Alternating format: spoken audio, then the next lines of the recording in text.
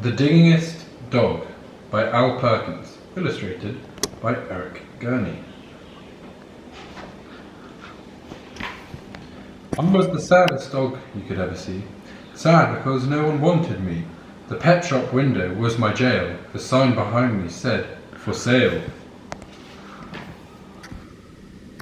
I was tied to a bare hard floor of stone. I could not even dig for a bone. I was living all my life alone, a dog that no one wanted to own.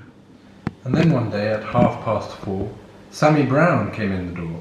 Sam took one look at me and cried, "Why are you tied up here inside?"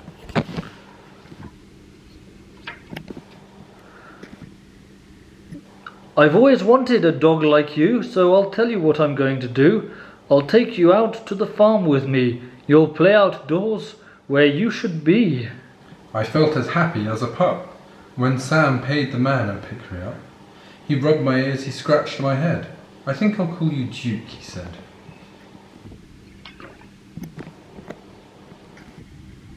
Sam gave me a collar. He gave me a lead. We left that shop at tremendous speed. We went a long way out of town. We came to the farm of Sammy Brown. It was the nicest place I'd ever seen. A pretty white house in a field of green.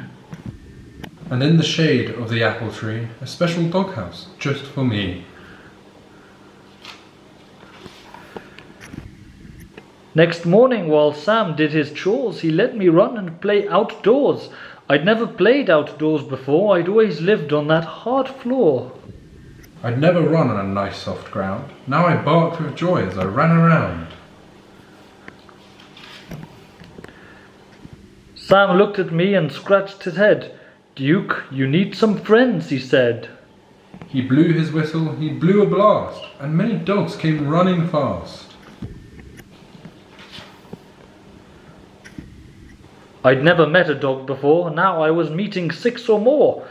They walked around and looked at me. They looked at me over carefully. Then at last I heard them say, "He's one of us. He'll be okay." One dog, who wasn't very big, suddenly began to dig. The others started digging too, but that was something I could not do. I'd never learned to dig in that store. How could I, on that hard stone floor?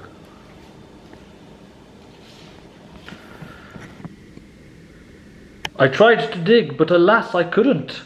I wiggled my paws. My paws just wouldn't. I fell on my ear, I fell on my face, I fell on myself, all over the place. The others said, "Duke may be big, but he's no good. He cannot dig." They stuck their noses in the air. They walked away. They left me there.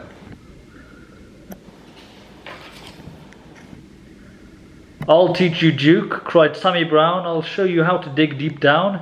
He crouched beside me with his hand. He dug a hole in a pile of sand. I tried it too, but still I couldn't. I wiggled my paws. My paws just wouldn't. I'd never learnt to dig in that store. How could I, on that hard stone floor? Sammy sighed. I almost cried. My eyes and nose were full of dirt. My paws and claws and elbows hurt. I had a pain across my back. I knew I'd never get the knack. Sam felt sad, and I felt bad. If only I could make him glad. We both knew I'd never get it right. Sam and I couldn't sleep that night. So when the sun rose in the sky, I thought I'd give it one more try. I wiggled one paw, I saw it could. I wiggled the other, I saw it would. I could dig with my paws, I could dig with my claws. I felt no pain across my back. I knew at last I had the knack. Sammy Brown looked out at me. He saw me digging happily. "Good for you, Duke," Sammy cried. "I knew you'd do it if you tried." So I dug further, I dug faster. I dug and dug to please my master. I dug up grass, I dug up weeds, I dug up daisies, I dug up seeds. I dug up the fence, I dug up the gates, I dug up the garden of Mrs. Thwaites.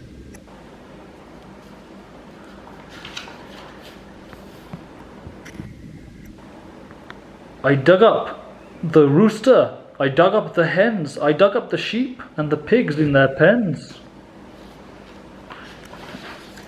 I dug and dug, I couldn't stop. I dug up the barber in his shop. I dug up Mr. Rodney Thayer, sitting in the barber's chair.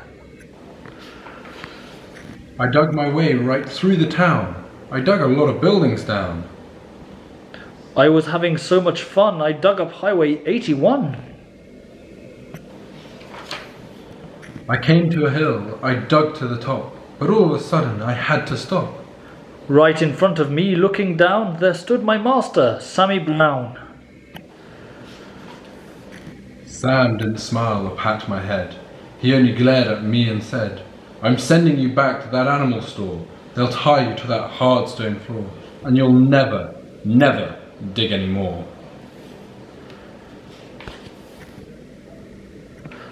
I couldn't run, I couldn't hide. Dogs came at me from every side. And then suddenly I knew there was just one thing for me to do.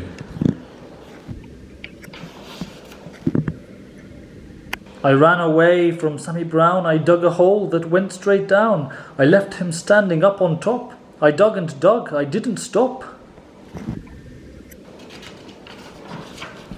How deep I dug I could not tell, but soon I found I'd dug a well. Mud and water up to my chin. What a fix I now was in. I started to sink, I started to yelp. "Help!" I yelped. "Help! Help! Help! Help!" I could hear them all above my head. I could hear every word they said. One dog growled, "He wrecked our town, this serves him right, just let him drown." But Sam cried, "Duke, you've been bad. You've made me sad instead of glad. But we're not going to let you die. We'll get you out. At least we'll try."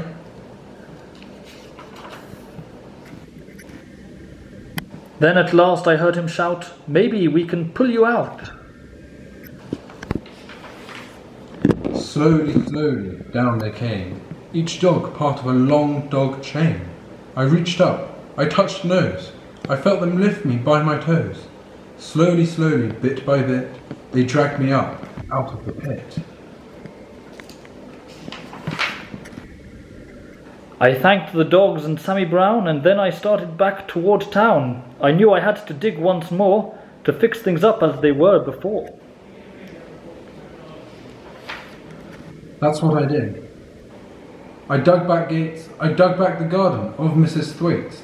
I dug back the roosters and the hens. I dug back all the pigs and their pens.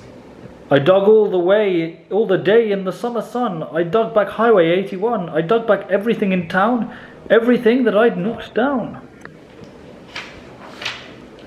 Today when I dig, well, I'm careful now. I'm useful too. Sam lets me plough. He'll never send me to that store, or tie me up on a hard stone floor. My dog friends watch and wonder why they can't dig as well as I. The end.